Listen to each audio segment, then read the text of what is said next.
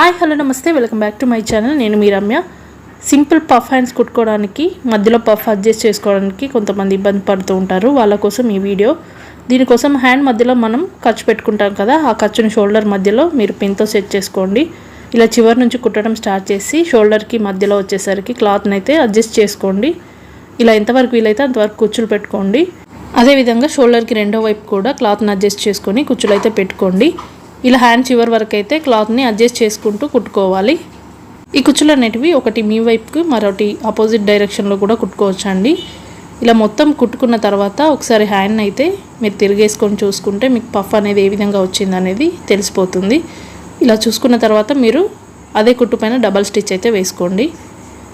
And నా videos చూస్తున్న వాళ్ళు ప్లీజ్ అండి మీ సజెషన్స్ అండ్ కామెంట్స్ అయితే నాకు ఇవ్వండి. ఎందుకంటే మీరు ఒపీనియన్ ఎలా ఉందనేది నాకు తెలుస్తుంది. టిప్ నచ్చితే మాత్రం like, share and subscribe. Thank you.